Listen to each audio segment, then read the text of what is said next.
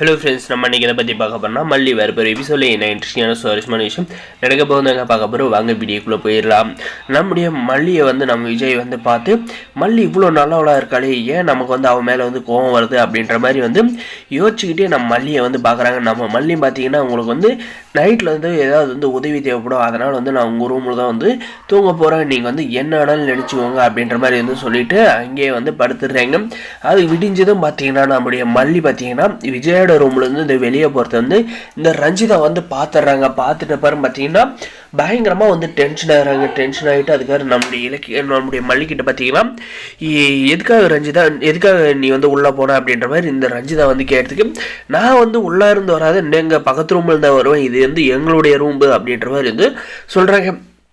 என்ன கதை கட்டுறியா, மாமாவெல்லாம் உன்னை ஏற்றுக்கிட்டே இருக்க மாட்டார் அப்படின்ற மாதிரி சொன்னதும் பார்த்தீங்கன்னா, நீ போயிட்டு வேணுன்னா அவரவே கேட்டுக்கோ, நான் நைட்டு என்னென்ன பண்ணன்றதை அவரே சொல்லுவார் அப்படின்ற மாதிரி சொன்னதும் பார்த்தீங்கன்னா கடுப்பில் போயிட்டு ராஜிக்கிட்ட போயிட்டு, ராஜிமா நைட்டு என்ன நடந்திருக்குன்னு தெரியுமா, நம்ம வீட்டில் இல்லாத நேரத்தில் அந்த மல்லியும் விஜய் மாமா ரெண்டு பேரும் ஒரே ரூமில் இருந்திருக்காங்க.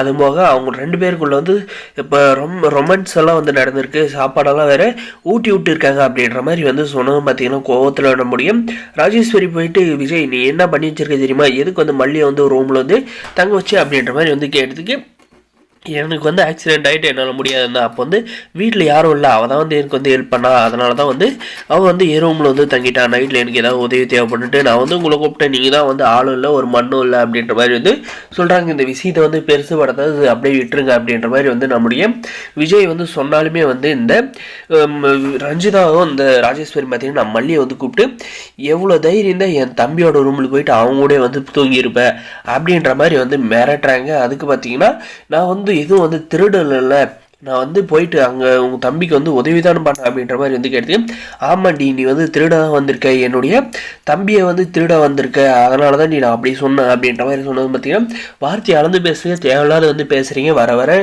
நீங்கள் பேசுகிற பேச்சுக்கு எனக்கு கோவம் வருது, என்னைக்கு அந்த கோவம் புகாரமாக வெடித்து உங்களை அடிக்க போகிறேன்னு தெரியல அப்படின்ற மாதிரி நம்முடைய மல்லி ஸ்டேட்மெண்ட்டாக சொல்கிறாங்க. இதெல்லாம் பார்த்து நம்முடைய அன்னபூர்ணியம்மா பார்த்தீங்கன்னா, நான் வீட்டில் இல்லாத டைமில் இவ்வளோ நடந்திருக்கா, இவங்களெல்லாம் எங்கே வைக்கணுமோ அங்கே வைக்கிறேன், கூடிய சீக்கிரம் இவங்களெல்லாம் பார்த்தீங்கன்னா வாழைக்காய் செய்கிற மாதிரி சீவி பஜ்ஜி போட்டுற ஈரு அப்படின்ற மாதிரி நம்ம மல்லிக்கிட்ட சொல்கிறாங்க. அதுக்கப்புறம் பார்த்தீங்கன்னா நம்மளுடைய மல்லி அதெல்லாம் வேண்டாம் பெரியம்மா, நானே பார்த்துக்கிறேன், அதுக்கப்புறம் அவர் வேறு பயங்கரமாக கோவப்படுவார் அப்படின்ற மாதிரி சொல்லிடுறாங்க. நம்முடைய மல்லிக்கு என்ன தான் சொன்னாலும் நம்ம அன்னபூர்ணி அம்மா நம்முடைய மல்லிக்கு சப்போர்ட் பண்ணி பேசினா மட்டும் தான் மல்லி அந்த வீட்டில் வாழ முடியும்னு நினைக்கிறேங்க. வீடியோக்கு லைக் பண்ணி மறக்காத நம்ம சேனல் சப்ஸ்கிரைப் பண்ணாதான் மறக்காது சப்ஸ்கிரைப் பண்ணுங்க. தேங்க்ஸ் ஃபார் வாட்சிங் கைஸ்.